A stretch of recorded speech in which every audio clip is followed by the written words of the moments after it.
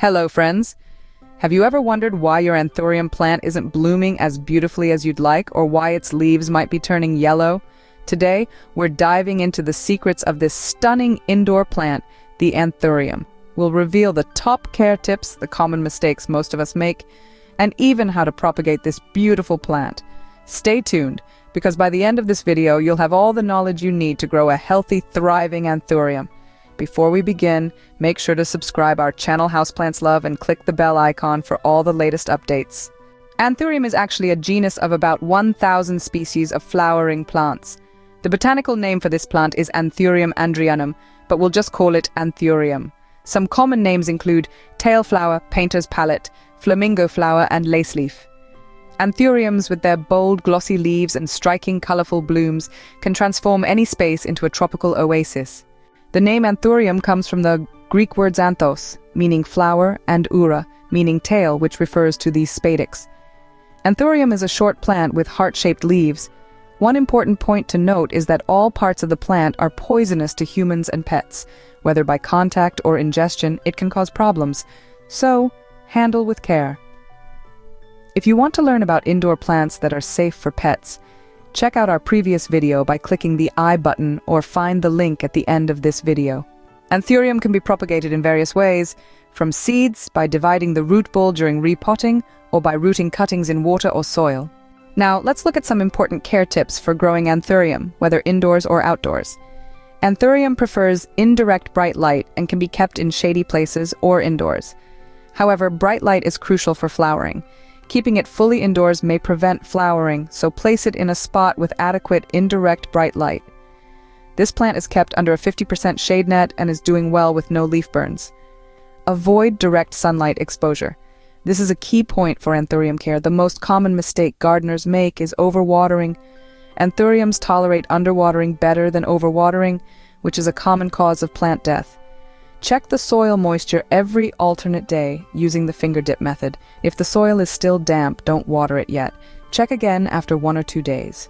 There are various varieties of Anthuriums available, each offering a different color palette. Whether you're drawn to the classic red, the pure white, or perhaps something a bit more exotic like purple or orange, the choice is yours. Just ensure the plant is healthy, with vibrant foliage and no signs of disease. Next, you'll need to prepare the right environment. Anthuriums require bright, indirect light and a warm, humid environment. Keep the temperature between 65 and 80 degrees Fahrenheit and aim for a humidity level of 60 to 80%. If you want to learn about different methods to increase humidity for indoor plants, check out our previous video by clicking the I button or find the link at the end of this video. The soil should be well-draining, loose, and rich in organic matter. A mix of orchid bark, peat, and perlite works well. When it comes to potting, select a container with drainage holes to prevent waterlogging. Cover the roots with soil and water lightly. For even better drainage, add 20% perlite to the potting mix. Remember, Anthuriums prefer to be slightly root-bound, so avoid oversized pots. Curious about choosing the perfect container for your indoor and outdoor plants? Watch our previous video by clicking the I button or catch the link at the end of this video. Watering and feeding are crucial for your Anthurium's growth. Water when the top inch of soil feels dry, using filtered water to avoid mineral buildup. Feed the plant every 6 to 8 weeks with a balanced, water-soluble fertilizer. During the growing season, a high-phosphorus fertilizer can encourage blooming. To encourage colorful blooms, regularly prune faded blooms and yellowing leaves. Keep the temperature stable and humidity high, especially during the blooming season. Ensure the plant gets enough indirect light, as insufficient light can lead to dull colors. Finally, it's essential to troubleshoot common issues.